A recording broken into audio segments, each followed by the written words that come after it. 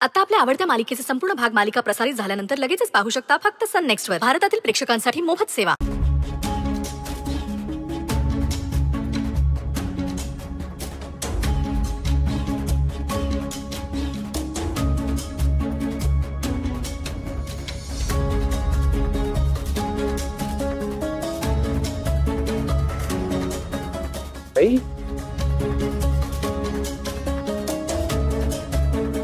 हे काय करताय तुम्ही? सई बॅग भरून कुठे चाललात? मला या घरात एक क्षणभरही थांबायचं नाही आता. म्हणजे सई काय झालं? तुम्ही असं का करताय? सर प्लीज नका हात लावू मला. आणि मला हात लावायचा तुम्हाला आता काहीच अधिकार उरलेला नाहीये. अचानक असं का बोलताय तुम्ही? कारण मलाही काही गोष्टी अचानक कळाल्यात. मला वाटतं होतं तुम्ही मला काहीतरी मानत असाल, पण नाही. तुम्हाला माझ्याबद्दल खरं तर काहीच वाटत नाही आणि तुम्ही मला काहीच मानत नाहीये. हे काय बोलताय? तुम्हाला माहिती आहे ना माझं किती प्रेम आहे तुमच्यावर, तरी सुद्धा हे सगळं बोलताय. हे सगळं काय करताय? हो, मला घटस्फोट द्यायला का निघालात तुम्ही? सई तुम्ही माझं आणि आईचं बोलणं ऐकलंय का? अहो तुम्हाला मिसअंडरस्टँडिंग होतंय. तसं नाहीये ते. तुम्हाला जसं वाटतंय तसं. तुम्ही प्लीज तुमचे तर्क लावू नका. माझं ऐका, मी सांगतो. काहीही तर्क लावत नाहीये. मला पूर्णपणे खात्री पटली. तुमचं जर माझ्यावर प्रेम असतं ना सर, तर तुम्ही आता भैरवी मॅडमला स्पष्टपणे सांगितलं असतं की मी सईला घटस्फोट नाही देणार.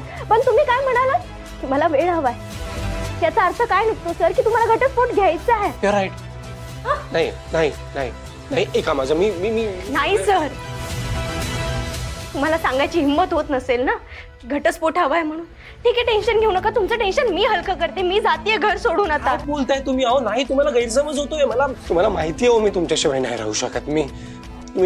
तुम्ही बघा, मगाशी आई बरोबर बोलताना ती थांबतच नव्हती. सतत वारंवार त्याच त्या टॉपिकवर परत बोलत होती. मला कळत नव्हतं मी तिला कसं शांत करू. मला नव्हतं बोलायचं पुढे त्या टॉपिकवर तिच्याशी, म्हणून तिला थांबवण्याकरता फक्त म्हणालो मी. तुम्हाला खरंच असं वाटतंय की मी विचार करत बसेन या सगळ्या गोष्टींवर? तुम्ही प्लीज ऐका ना माझं. तुम्हाला मिसअंडरस्टँडिंग होते. हो तुम्ही. नाही, मला काहीही गैरसमज झालेला नाही. मला पूर्णपणे कळून चुकलं. तुम्हाला एवढा जीव लावला, तुमची काळजी घेतली, तुमच्यावर मनापासून प्रेम केलं, पण तुमच्या मनात माझ्याबद्दल थोडी सुद्धा किंमत नाही. तुमची आई बरोबर बोलते. तुम्हाला शोभेल अशा मुलीशी ना तुम्ही लग्न करा, तुमच्या स्टेटसच्या मुली. कारण असंही आता मी तुमच्या आयुष्यात आहे, तर तुम्हाला खूप त्रास होतोय ना. बोलताय नाही तुम्ही काय? सई अहो तुम्हाला सगळे प्रॉब्लेम जातील मी निघून गेले. काही काय बोलताय? हो तुम्हाला माहिती आहे ना मी तुमच्याशिवाय नाही राहू शकत. तुम्ही मी काय सांगतोय ऐकून घ्यायचा प्रयत्न तर करा. तुम्हाला सिरियस आहे मला, आणि मी समजून घेण्याच्या मनस्थितीमध्ये पण नाही.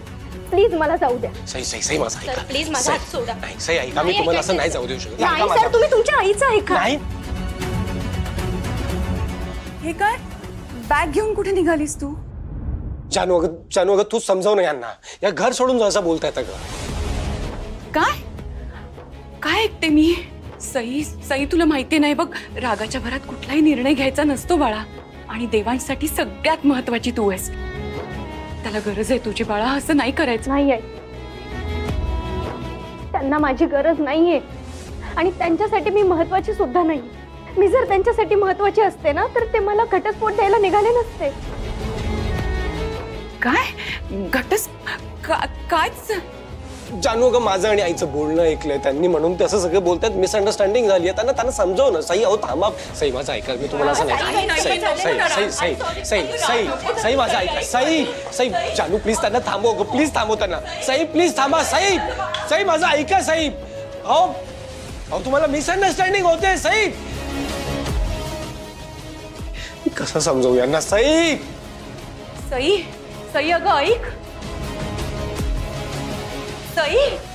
सई अगं देवांशला असं काही म्हणायचं नव्हतं. ऐक तरी, तू काहीतरी गैरसमज करून घेतलाय. सई अगं ऐक बाळा. सई हे बघा, असं घर सोडून नाही जायचं बाळा. इतकी समजूतदार मुलगी आहेस ना तू, मग अशी का वागतेस? दे माझ्याकडे बॅग. अगं असं नाही करायचं सई, प्लीज. आई मी कितीही समजूतदार असले तरी माझ्या समजूतदारपणाचा जर कोणी गैरफायदा घेणार असेल ना, तर ते नाही आवडणार मला.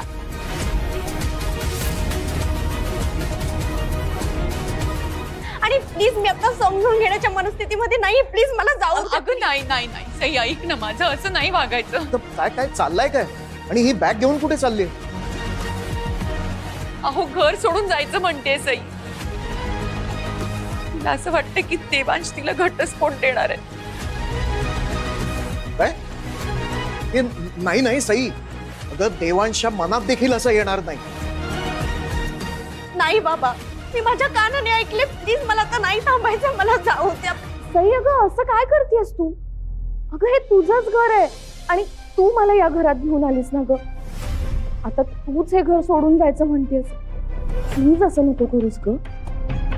अंजली, या घराला ना मी आपलं मानलं होतं, पण या घराने मला कधीच आपलं मानलं नाही. तर का थांबू मी इथे? हे काय बोलतेस तू बाळा? तुझ्यावर आईसारखं प्रेम केलं, माझी लेक आहेस तू. आणि मला खरं सांग, इतकं सगळं घडलं, पण एकदा तरी आम्ही तुझ्यावर अविश्वास दाखवला का? खरं सांग. पण सरांनी दाखवलाय ना माझ्यावर अविश्वास. त्यांच्या जर मनातून मी उतरले असेल तर कोणाला माझ्याबद्दल काय वाटतंय आणि काय फरक पडतो? अगं काय नाही केलंय मी त्यांच्यासाठी. सर हॉस्पिटलमध्ये होते तर भैरवी मॅडम अक्षरशः मला हकलून द्यायला निघाल्या होत्या. किती अपमान केला माझा, तरी निर्लज्जासारखी फक्त सरांसाठी थांबले ना मी. त्यांची एवढी सेवा केली, त्यांची काळजी घेतली, त्यांच्यासाठी व्रत केलं, उपवास केले. का? हे सगळं तुम्हाला दाखवण्यासाठी नाही केलं मी. जे काही केले ना ते सगळं मनापासून केलं. आणि तरी देखील सरांना जर माझ्याबद्दल काही वाटतच नसेल तर मी का थांबू इथे? अगं प्लीज मला नाही थांबायचंय. आणि सरांनी भैरवी मॅडमकडे घटस्फोटाचा निर्णय घेण्यासाठी वेळ मागितलाय. आज उद्या जर सर मला म्हणाले हे घर सोडून जातं तेव्हा काय करू मी? त्यापेक्षा आत्ताच जाते ना, म्हणजे माझा कायमचा त्रास कमी होईल. प्लीज मला अडवू नका. प्लीज आई मला अडवू नका. सई, असं करू नकोस. ए, सई. नको असं करू. सई सई ऐक ना बाळा. अहो सांगा ना हिला काहीतरी. अगं आम्ही सगळे आहोत तुझ्या बरोबर, तू का काळजी करतेस?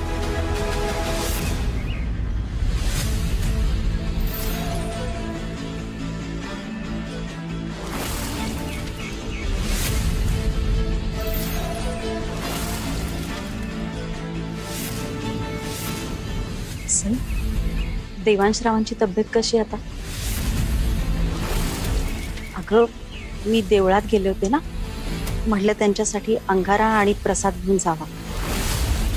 जानकी ताई माफ करा हा, तुम्हाला असं न सांगता अचानकच आले मी. अहो असं काय बोलताय? परक्याचं घर आहे का? बरं काय आहे ना, जावई बापूंची खूप काळजी वाटत होती हो.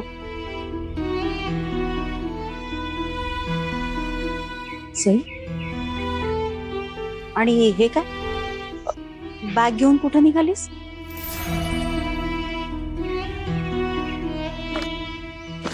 सई,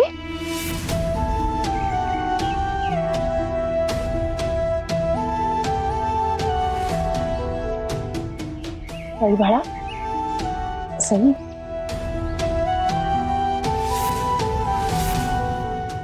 ए सई, काय झालं तुला रडायला? आई या घरात नाही राहू शकत आता. देवांश सरांना सुद्धा माझ्यावर विश्वास नाहीये ग. विश्वास नाहीये म्हणजे? भैरवी मॅडम म्हणतात की मी सरांसाठी योग्य नाहीये. त्यांनी सरांना सांगितलं की ताईसोबत घटस्फोट घे म्हणून.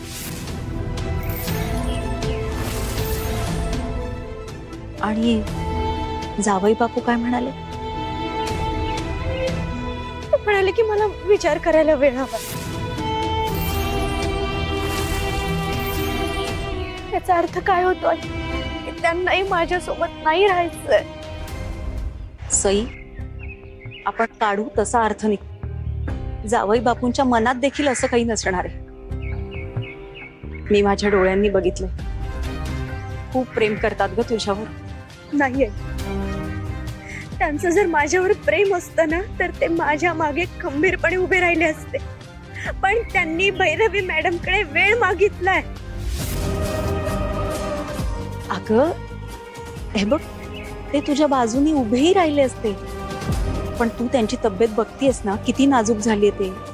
हे बघ सई, तू त्यांना समजून घ्यायला हवंस. तेच ना, आम्ही सुद्धा हेच समजवतोय तिला. सई अगं, तुझा काहीतरी गैरसमज झालाय बाळा. आपण ना शांतपणे बोलूया ना या सगळ्यावर. आई, मला कोणाचं काहीच ऐकायचं नाही. चला आपण आपल्या घरी जाऊया. सई अगं, असं काय?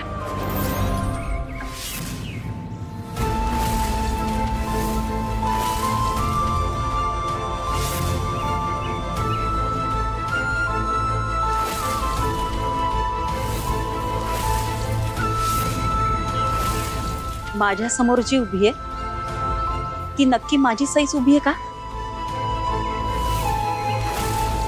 काय बोलतेस आई? कारण माझी सई पळून जाणारातली नाही.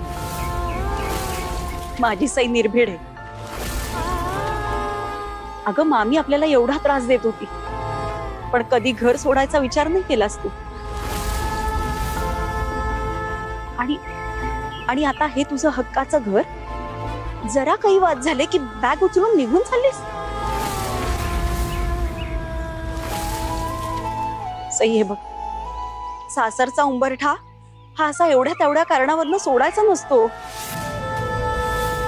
सई, हे तुझं घर आणि जागीरदारांची सून आहेस तू. इथं राहून संसार करणं हा तुझा हक्क आहे आणि कर्तव्यही.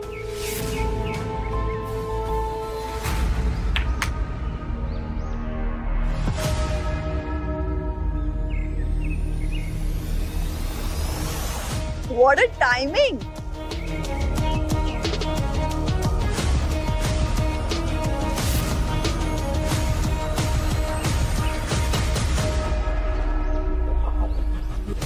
सईची आई, काय वेळेवर आलाय तुम्ही.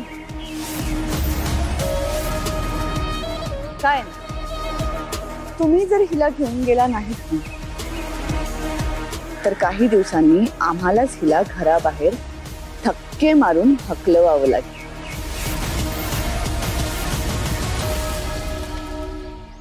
मॅडम, माझ्या मुलीनं असं केलंय तरी काय? काय केलंय? काय नाही केलंय ते विचारा. जहागीरदारांची अब्रू धुळीत मिळवली आहे. त्या विक्रमशी नको नको ते संबंध आहेत हिचे. अहो नाही मॅडम, माझ्या सईच्या मनात केवळ देवांश आणि देवांशच आहेत. परपुरुषाचा विचार देखील तिच्या मनाला कधीच शिवणार नाही. माझी मुलगी प्रत्येक नातं हे अत्यंत प्रामाणिकपणे सांभाळते हो. देवांश तर तिचे पती आहेत. ह्या नात्याचा अपमान ती कधीच करणार नाही.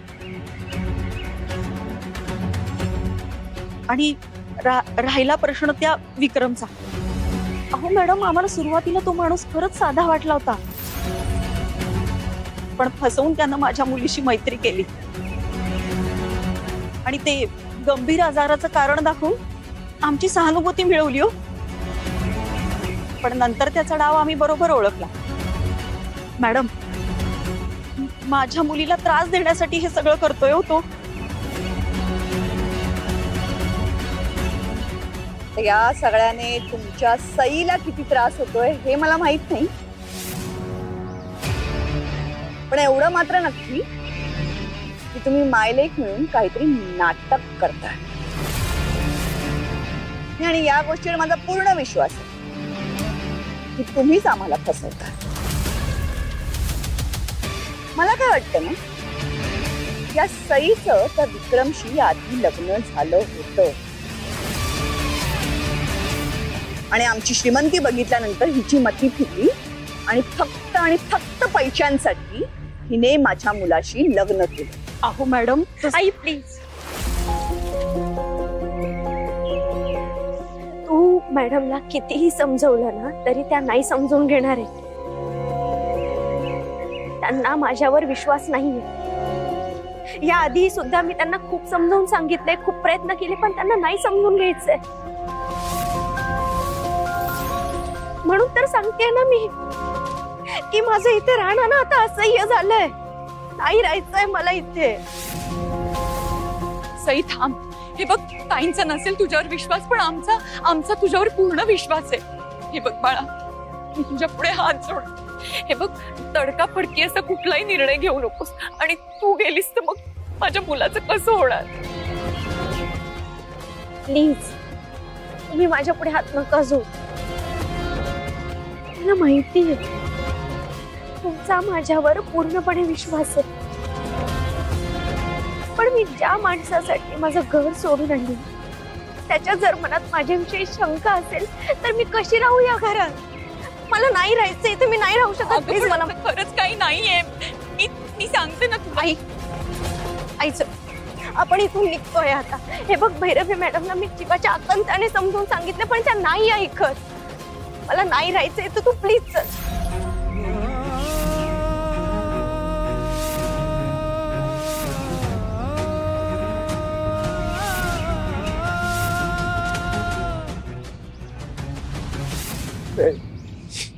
या सगळ्यात त्यांची काहीच चूक नाहीये. काहीच चूक नाहीये त्यांची. माझ्या कुठल्या तरी मूर्ख वागण्यामुळे त्यांना असं काहीतरी डिसिजन घ्यावं लागतंय आणि हे चुकीचं नाही. मी त्यांना अशा प्रकारे घरात खतम जाऊ देणार नाहीये. सई,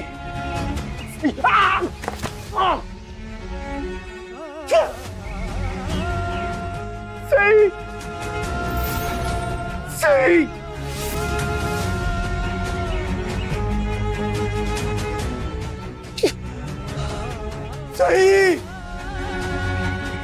सई, मी तुम्हाला असं मला सोडून जाऊ नाही देऊ शकत. सई प्लीज थांबा. सई, मी तुमच्याशिवाय नाही जगू शकत.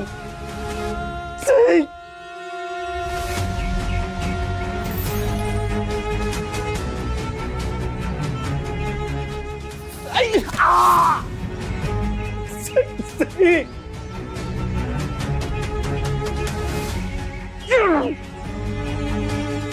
सई प्लीज थांबा. सई, सई अगं थांब. सांगा ना काय. साई,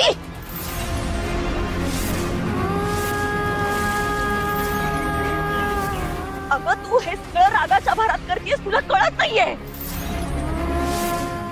तुझ्या वडिलांनी जसं आपल्याला वाऱ्यावर सोडलं तसं तू देवांशरावांना सोडून जाणार आहेस का? ह्या दोन्ही गोष्टींमध्ये किती फरक आहे कळतोय तुला? फरक असेल साई, पण अगं होणारी फरफट तर सारखीच आहे ना. मी माझा संसार तुटण्यापासून वाचवू शकले नाही, पण तू तुझ्या हाताने तुझा संसार मोडू नकोस. आपला हक्काचा म्हणून सोडून गेल्यावर काय यातना भोगाव्या लागतात ना, त्या भोगल्यात मी. आणि तू तुझ्या डोळ्यांनी माझी अवस्था बघितलीस ना सई. अगं सोन्यासारखा नवरा मिळालाय तुला, तुझ्यावर प्रेम करणारा, तुला समजून घेणारा. तू यासाठीच लग्न केलं का त्यांच्याशी? त्यांना असं अर्ध्या वाटेवर सोडून द्यायला? सई, खरंच तू खूप नशीबवान आहेस. अगं चांगल्या माणसांनी तुझं घर भरलंय. आजपर्यंत कधीच न मिळालेला वडिलांचा आधार तुला मिळालाय, सासऱ्यांच्या रूपात. आणि अगदी माझ्यासारखं प्रेम करणारी सासू तुला मिळाली. ओंकार आणि रिया तर अगदी लहान भावंडांसारखं तुला जीवलं होता. देवांशरावांचं खूप प्रेम आहे ग तुझ्यावर. त्यांचं कौतुक मी काय करणार? माझे शब्द सुद्धा अपुरे पडतील बघ. सई, हे बघ, देवानं तुमची गाठ बांधली आणि ती तू तोडायला निघालीस. अगं हे सगळं देवानं घडून आणलंयस, तू त्याच्या विरुद्ध वागतेस. हे बघ सई, तुला एक स्पष्टच सांगते, तुझ्यामुळं माझ्या देवासारख्या जावयाला जर त्रास झाला ना तर मी तुला कधीच माफ करणार नाही. आई, मला तुझं म्हणणं पटतंय. खरंच देवांश सर खूप चांगले आहेत ग, पण एकदा माझ्या साईडने विचार कर ना. या घरात माझा सतत अपमान होतो, रोज माझ्या चारित्र्यावर शंका घेतली जाते. मी किती चांगलं हे पटवून देण्यासाठी मला रोज त्यांच्याशी बोलावं लागतं, त्यांना समजावून सांगावं लागतं. आणि ज्यांनी कानच बंद करायचे ठरवले त्यांना मी कसं समजावून सांगू, मला सांग. आणि या अशा परिस्थितीमध्ये मी इथे कशी राहू सांग मला. नाही राहू शकत मी आई. सई, उलट याच परिस्थितीत तू ठामपणे उभं राहायला हवंस. हे बघ, तू आत्ता जर निघून गेलीस ना तर तुझ्यावरचे सगळे आरोप खरे ठरतील.